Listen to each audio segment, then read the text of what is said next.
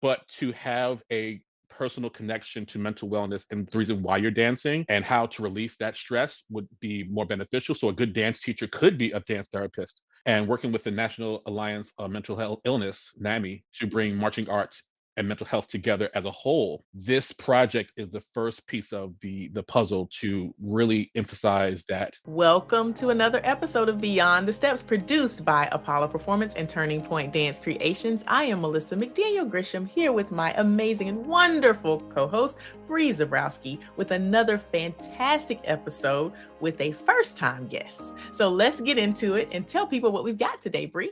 Jarid Polite is the heart behind the NYC-based global collective Melanin Mosaic Performance Ensemble, serving as its founder and artistic director. His journey through marching arts began as a brass player and drum major, eventually leading him into the expressive world of color guard. Boy, is it ever, where his love for performance, musicals, and dance found a natural home. Since the mid 90s, Jarid has been a passionate advocate for the power of art to heal, connect, and inspire.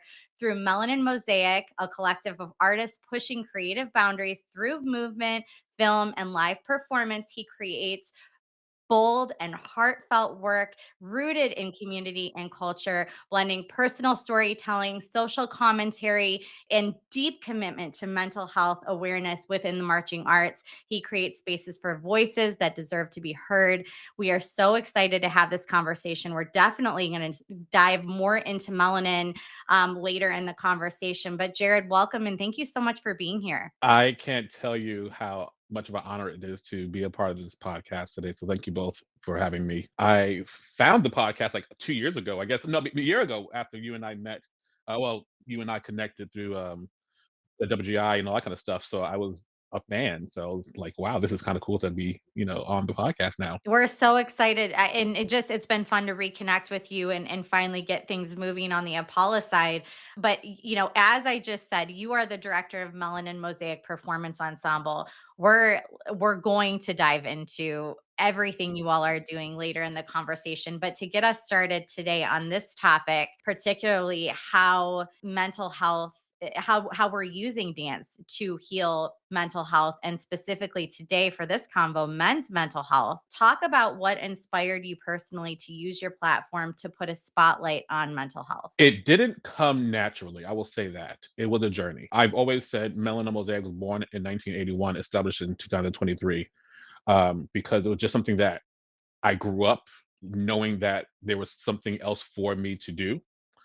Um, I didn't know what it was, but I had a lot of experience in music, art, dance, creative, film, advertising, graphic design, lots of creatives. I'm a Pisces. I'm super creative. I can't do one thing at a time. There we go, right? I just celebrated my birthday the 13th of March. So thank you. So I've always been very, very creative in all kinds of capacities. So when Melanin Mosaic finally came to be, it was part because I wanted to see a different way of excellence, Black excellence in the marching arts that wasn't being showcased. But it was also a matter of how many of my peers and friends missed marching and competing, but for 1,001 reasons, older, proximity to locations, all that kind of stuff, they can't march, can't compete, can't do what they love to do. And it became such a huge part of their existence, remembering the good old days, that I said, why do we have to spend our time in the good old days when those days are right happening now? They're just not competitive nature, but we can still use the same activity and the same art and same sport to elevate what we do as older adults with more experience now than when we were kids, to learn that there are ways to express ourselves through marching arts that doesn't have to be inside of a gymnasium to scores. And, when it came down to it, it was so many of my friends who were missing it, and it was mentally affecting them, and it still does to this day mentally affect them, that I know us being around is beneficial to them, to their identity, to their creation process. A lot of my friends who didn't know about Melon Mosaic and then found out were like, "I've been wanting to do something like this for so long. I have so many ideas that don't necessarily confine to a gymnasium." And I'm like, "Well, we are here to do it." I had friends who were on the verge of giving up the whole activity until they saw a post that said, "You can do this. Mental health is important." and they change their whole mindset. Like, you know what? I need to really reevaluate how I do this and what I'm doing with my career and my life as a marching artist. And your words and your identity are really striking a chord to say, you know what? There's more to me than what they see when I compete, and I should start showing that. So it's I can't be. There's no way that Melanin Mosaic, its way of mental health and awareness, could exist in the way it does without it being a pure reason to present, like, hey, this is a problem, these are some solutions, you're not alone in this, there are thousands and thousands and millions of people who have stopped marching and were left for dead, quite honestly, when it comes to what your life is for 9, 10, like, dancers, when you're dancing from age 5 to 23, and then you stop cold turkey because there's nothing else for you to do. You don't, like, what's your identity now when your whole life was a dancer? I think it's like that for anything that you are completely immersed and committed to from childhood on, or just passionately for a long period of time and an intensity that it starts to feel like pieces of who you are as a person. And so when you are done with that, right? When so many of us have to step away and do other things, it just becomes, you just feel a little bit of a hole there and avoid. And I don't care what activity it is. When you have to alter the course of how much time you're doing something, or it's part of your life every day and then it's not. That's a process. And so it's a great segue for the conversation today. And for those that didn't hear, we are talking about using dance and performing arts to heal men's mental health today. We're talking with Jarid Polite, director and founder of Melanin Mosaic Performance Ensemble. Melissa, let's get started because I know we've got a lot of ground to cover. So we want to start with, men's mental health, which is a critical issue, and one specifically that of men of color is not touched upon at all. So why do you think it's so important to really focus on men's mental health? And do you think that the society is starting to take it seriously, that there is an issue there and a void there? Men's mental health and men's mental situations where it becomes uncontrollable in a lot of ways. I think 3.9% or more men try to commit suicide or commit suicide than other people. Um, and that's a huge number when you're giving it so much credit to one side of the coin. That's just men. And they break it down to men of color, and I'm sure that number goes crazy because of the baggage and the burden, the trauma that we deal with, that we don't deal with, but it's placed upon us through systemic reasons and et cetera, and how you were raised. Um, it's a problem, but I do believe that there are more voices now than before, given the platforms that are available. There are people out there who are on Instagram and social media, different platforms, YouTube, et cetera, creating avenues for learning and wellness and togetherness, even off of the socials. There are places and people who are connecting retreats, men retreats, circles, men's circles, things like that. So I think there are enough people, not say that, there are more people doing something now that we have the technology in our hands to connect to people we didn't have an opportunity to before. Before you had to hit the pavement and start handing out flyers. Just, like with anything else, you had to get a group of people together. There's only one way to do it, and that was handing out flyers and connecting to people.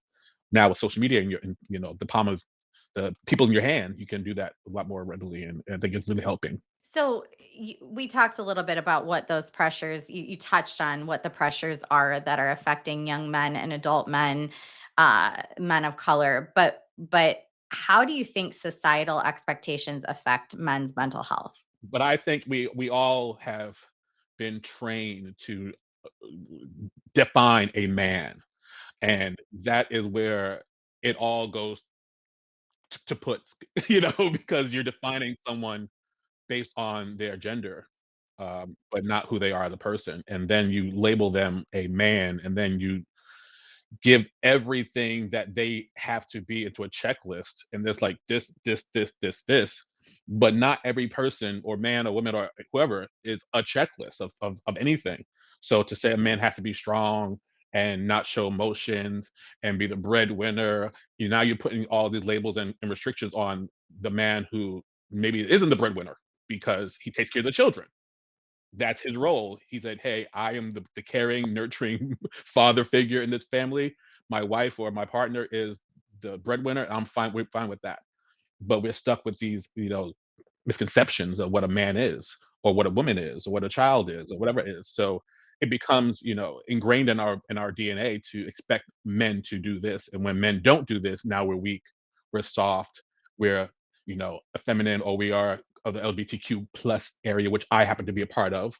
But that doesn't define me as a man, it defines me as Jared. That's fine. That's enough for me to be like, hey, this is who I am, without that extra stigma being attached to me without me asking for it. So yeah, I think it's a problem. Some society has a problem with it, and I think I don't think we're stopping it anytime soon, unfortunately, because of the way that the world is now moving in 2025.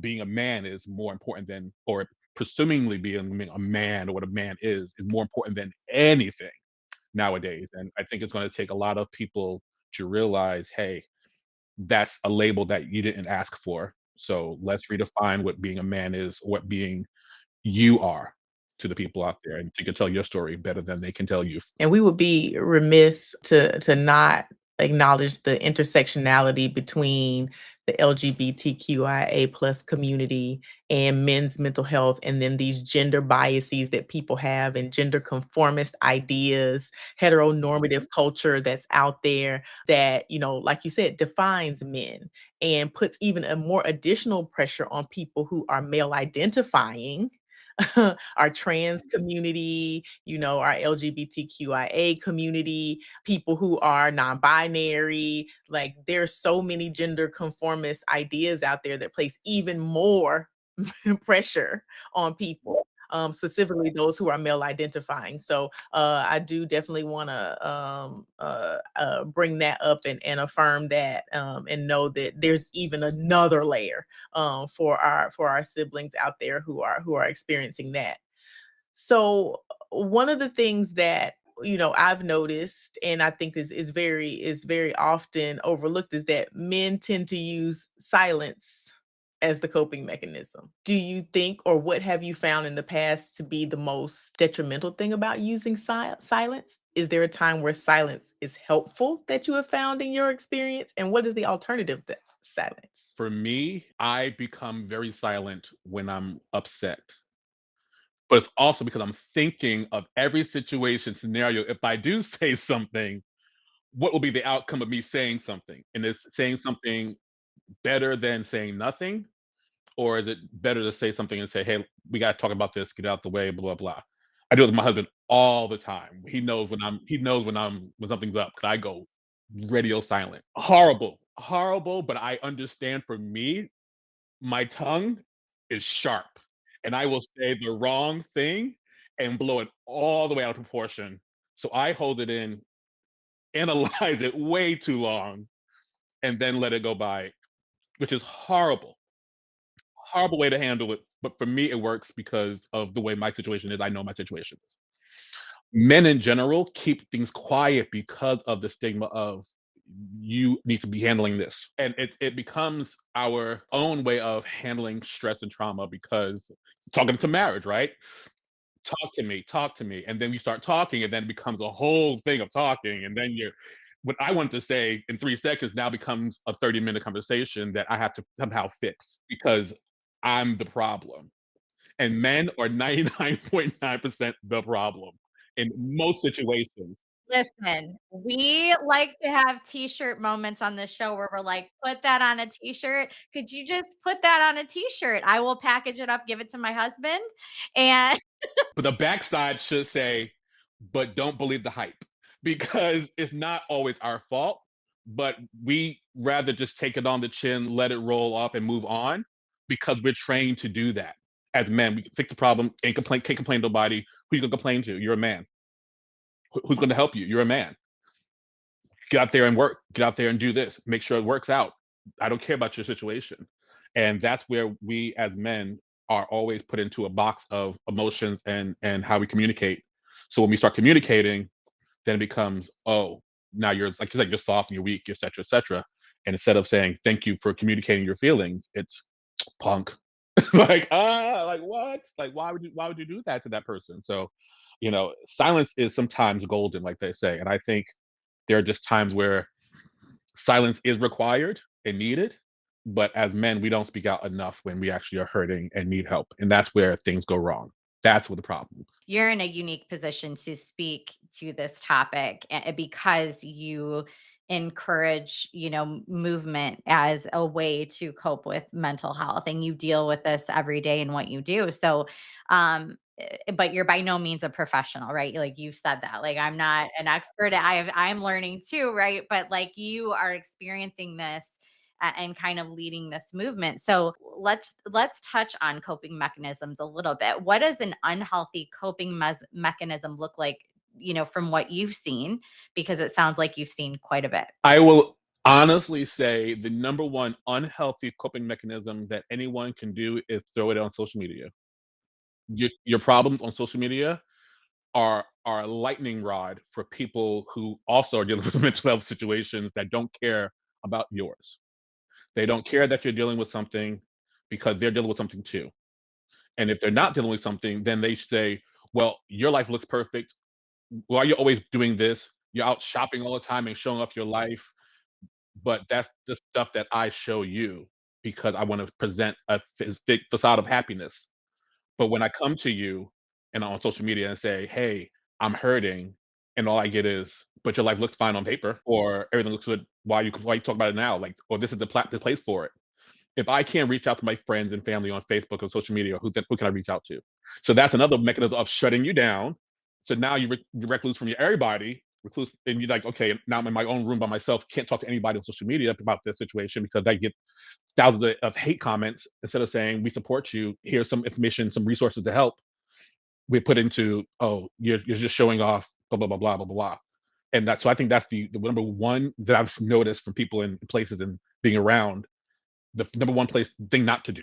It's been unbelievable to me to watch. I don't want to get into it or anything, but the political and religious, like the bravery we all of a sudden have, like the common sense rule of like, don't discuss these things in mixed company has like completely gone out the window. And people are like the way that people go at each other, it's not just stating your opinion, it's the amount of time and energy it's taking to go back and forth in such a negative manner. Like, do we really think we're going to change anyone's mind about anything? Like, use it to create your memories to look back on and go, oh, remember when I posted this picture and 10 years ago? Oh, that's so cool. But like, why are we turning into these like brave keyboard warriors that would never say or do these things if I was standing face to face with you? Like that basic decency and humanity has just like gone out the window. It's so insane to me.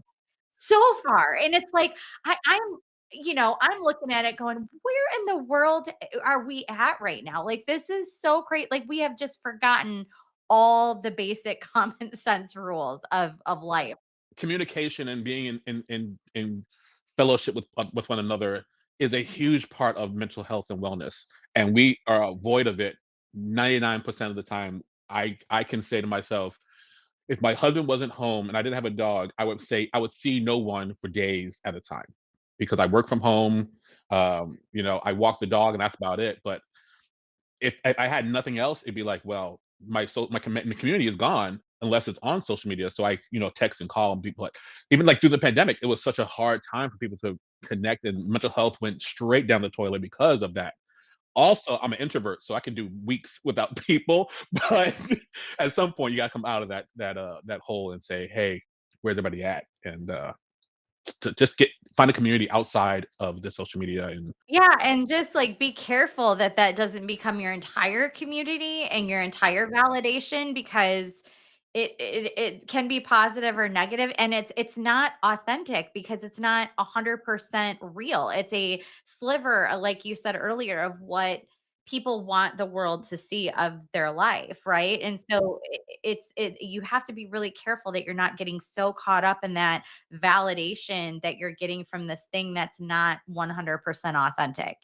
Um, which I've seen people go really wrong with that. Um, sure. And you're like, "Oh, what?" Yeah, yeah. Yeah.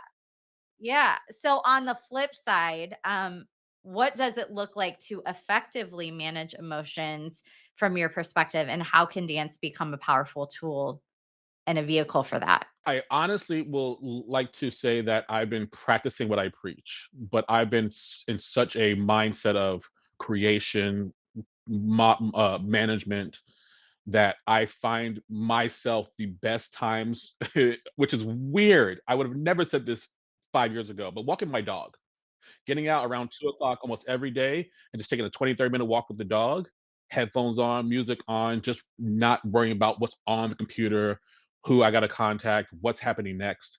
Just knowing that I have to watch this dog, make sure it goes to the bathroom, make sure I clean it up, make sure it doesn't attack anybody else or harm anybody else. No one's around to harm me or the dog.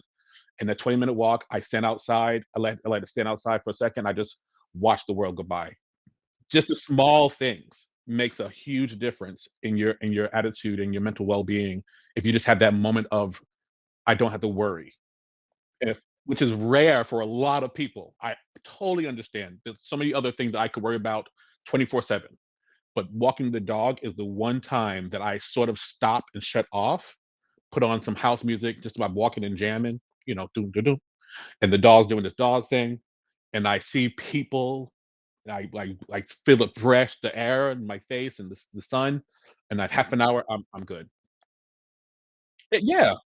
So it's a small thing, and then, when I do have an opportunity to choreograph or write, I love spending that hour in the studio. Just me and the music. My focus is on creation. How can I make something better? How can I change something? How can I, figure something out? Or I'm just out for myself, just having an old time, like freestyling for an hour in the gymnasium in the gym studio with my flag and my music, and I'm rocking out and see what happens. So it's the small things. This is going a little off topic, but I'm curious, in my experience, there's a lot of men in my life that I think would typically be more resistant to traditional means of therapy. Yeah, I know therapy in general, there's just it's not as taboo as it used to be, right? Like it's very normal, and I feel like so many people embrace that in their day-to-day life to keep themselves mentally healthy and strong. But I still know so many people that are so resistant to that concept. Do you feel like dance is and movement is kind of a great alternative for those people? I think it is, but I think anything that people enjoy doing is as well. If golf is your thing, then play a few more rounds of golf. If basketball is your thing, then play basketball. For me, I love performing. I love dance, so it's always been my release. Even when I was competitive, knowing that I was out there on the floor in the field and doing my thing, people watching me and enjoying it, let me understand. Had a relationship with the audience that was different than me just being in my room doing it, which was great. But I love just dancing in my room as well. Like I said, house music, and I'm going for a little town and like boom, boom, boom, boom, walk down the street. I bop and walk and sing all the time. I bop, I bop down the street all the time. Yes, I'm always bopping. It's weird because I know people watching me sometimes, and I sometimes don't care, but sometimes I'm like, okay, I gotta get this I gotta get it in real quick. Okay, I'm good. Now I'm up to walking. But yeah, I think any release that men or women or anybody who it's dealing with something can do to release that stress. But I also believe that guided mental wellness trips and tours and professionals and groups also help. I know I've always thought that dance therapy was a thing and art therapy was a thing. But now that I know that there are professionals out there who train in that and have degrees in that, it helps me to know that, oh, this really is a thing. So I believe dancing is great, but to have a personal connection to mental wellness and the reason why you're dancing and how to release that stress would be more beneficial. So a good dance teacher could be a dance therapist if they're giving you the strength and the freedom to say, you know what, leave it at the door, just breathe in the good, breathe out the bad, those kind of things. And, let's think about what we're trying to accomplish in our lives and how that can be achieved through motion and let that feeling into your body and, express that to your fingertips and how that stress can just release so things like that is much better than just saying go to the club because then you start that's a whole nother level of mental stress. So yeah, so just dancing is great, but having that person to help you guide you through that process is probably even through dance will be beneficial. So, Jared, you've said your team is devoted to bringing the stories of the African diaspora and BIPOC communities to life through bold and captivating marching and performing artistry, which is a great mission statement, by the way. Super encompassing. I love it. What advice would you give to someone that may be listening on how, like, this idea of storytelling helps with men struggling in their mental health? There's times in my life where watching this is a plug for life. Alvin Ailey Dance Company perform Revelations, and watching some of the pieces that feature men prominently, like I Want to Be Ready, one of their parts Revelations, and the way that they were able to let go of that emotion in performance gets me every time, every time.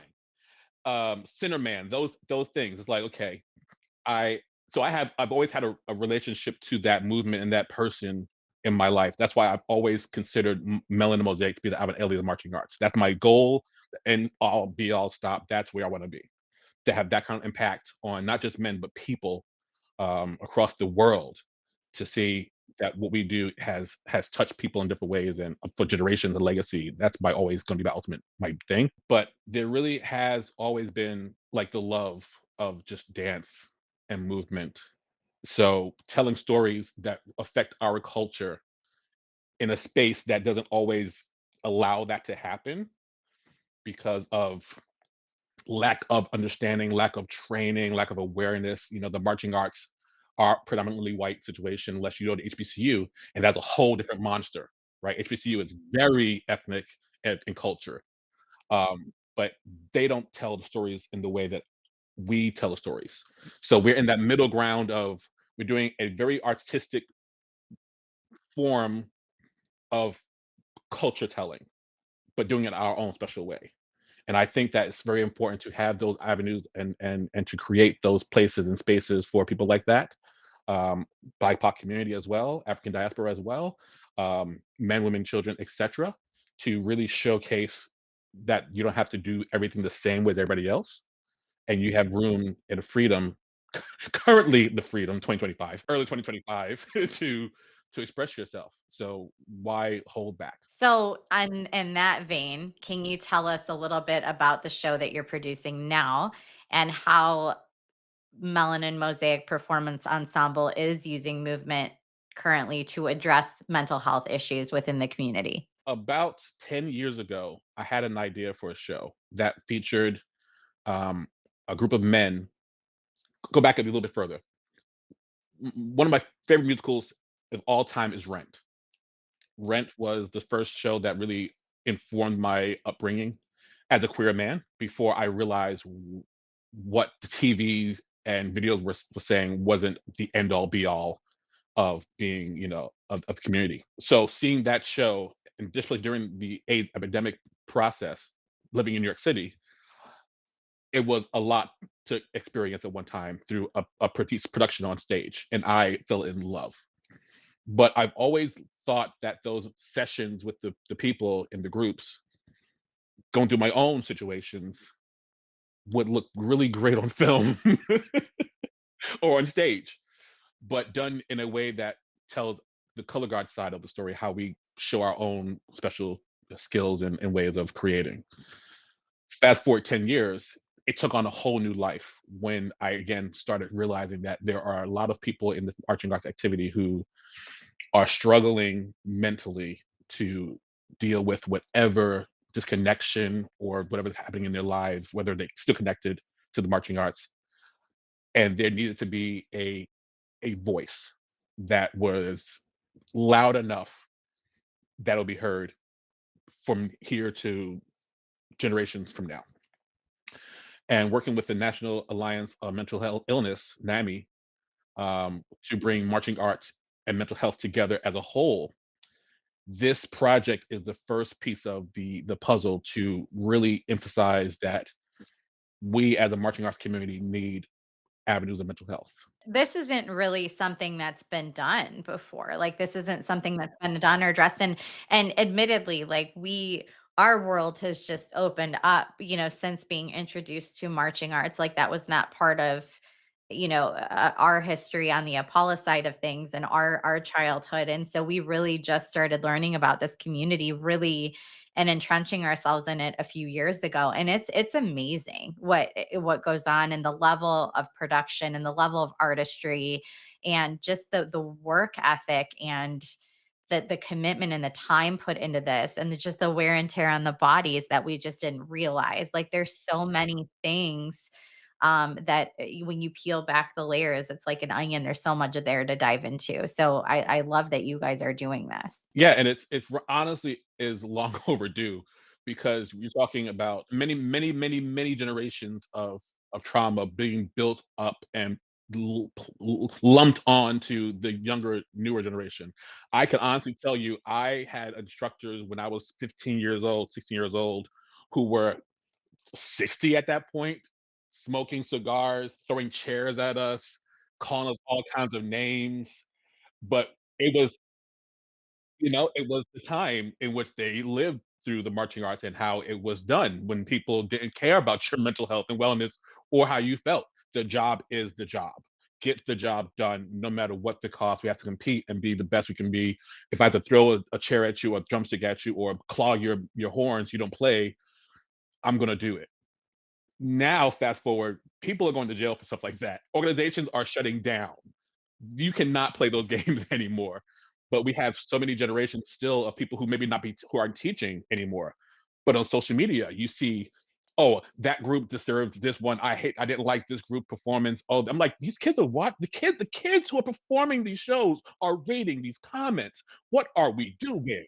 It's almost like it's that really dangerous badge of honor mentality that the older generations have of, like, I did it this way and it gave me grit, and so you need to do it this way. So you have the grit, not realizing there's like a whole nother healthier way to get there, you know, than to do it that way. And so I think it's a really common problem, more than I would like to admit, across performing arts industries in general, and markets and segments.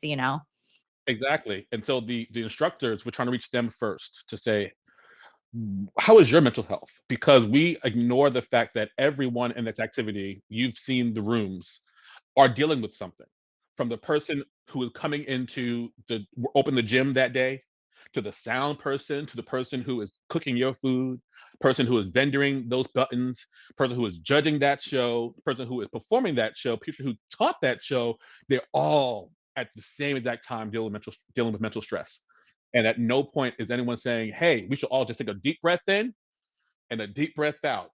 Let's enjoy this show and let all that lie. And what happens, congratulations, have a good show." But no one's dealing with any of that. It's why didn't this person do that? And why the judge just give this score and blah, blah, blah, blah. And why my food cold? And why I got to wait online for the bathroom? And it's like a lot. And why can't I go into parking lot? Like this person is voluntarily doing left and right. Like they are not in charge of any of this stuff. But yet you're bringing all your stuff to them when they don't need it. Those are the mental stresses that we continue to push around and push aside instead of saying, hey, let's focus on our community. So we're going to start with the instructors first to let them know there's help for you if you need it, to then hopefully trickle down to the members, but then hopefully trickle out to the rest of the community. And this film is hopefully the first part of that journey for all of us. Yeah, I am excited to see. And I also want to something came to my head when we were talking about grit, and there's a fine line between grit and trauma. And I think a lot of what we developed and we thought to be grit was just a lot of trauma. So we have to really make sure that we figure out, sort it out. What's grit, what's resilience, and what's just a traumatic incident that we have stuffed down and learned and normalized. So definitely want to lift that up. Jared, you are a first time guest. So we need to explain homework. We give homework on this show, not to you, but to our viewers. You get to give the homework this time. Each week, we ask our guests to give our viewers one action that they can take between now and our next show, which is next Friday, to make progress in this area. Take inventory of your own mental health. Something that small can start your whole triggering of, oh, maybe I should do this, that. And I would say, one of the websites that we use a lot is the NAMI.org is a great resource to determine, maybe there's a test on there or something like that that can help you and shape your thought pattern about mental health and wellness. And I wouldn't even say worry about people outside your organization or outside your group, but don't think that they're not dealing with something as well. So when you say, "How is your day? How are you doing?" and they answer fine really quick, 9 times out of 10, they're not fine. They're not fine. They're not fine. So just know when you say, "How are you day?" "I'm fine." People understand that you're not fine, or they say, "Okay, well, you're dealing with it. You'll be okay." And sometimes just by saying, "Hey, actually, let me take a beat, think about it. You know what? Yeah, I'm okay, but I'm not the best." And sometimes you might get that might be enough just to say, just to tell the words because someone might not be capable or to handle what's coming next, which is fine. But for at least they know, okay, maybe I'll check in a couple of days, or maybe yeah, I'll do something that might. Let's go to a movie. How about, yeah, you want to go movie tonight? So even those kind of small things, if they know that you're not dealing with something well, could be a benefit to you just by getting out of the house, doing something else, being community of people, fellowship. But really take that time to invest in yourself to say, "Am I okay?" When you say, "How are you doing?" So that's the first thing I would say. Do that's your homework. Really assess how you're doing before you say, "I'm fine." We give homework, the same homework every single week, is to take the STEPS initiative, which is the impetus for Beyond the Steps. It's a set of free, yes, free modules on everything from nutrition to psychology to medicine and science to gender equity to racism, sex abuse and prevention, you name it. There is free information there that is very, very useful. Bree has popped that link onto the screen. Please go take a look at that and use it however you need to learn more and be better moving forward. Jared, this has been an amazing episode. How can people get involved and learn more about supporting your mission with Melanin Mosaic? You can first, thank you so much for having us. You can follow Melanin Mosaic through our website, www.melanin, Melain Mosaic, MOSIACPE for Performance Ensemble. So melaninmosaicpe.com. And we are located at Melanin Mosaic PE on every platform, social media, you name it, except for the bird one. We're there at Melanin Mosaic PE. Yeah. Wonderful. Well, thank you so much for being here. For all of you watching, I'm Bree Zabrowski here with Melissa McDaniel Grisham. Thank you to Jarid Polite from Melanin Mosaic Performance Ensemble for the great conversation today. Make sure to check out what they're doing, give them a follow, all the things, check out their website. And thank you all for joining us for another episode of Beyond the Steps. You can find this episode and all of our episodes available on YouTube and Facebook at Apollo Performance and TP Dance Creations. So be sure to subscribe, like, comment, share, all the things. We'll be back next week chatting with Kinsasha Garrett with a conversation about inclusion in cheerleading and dance spaces.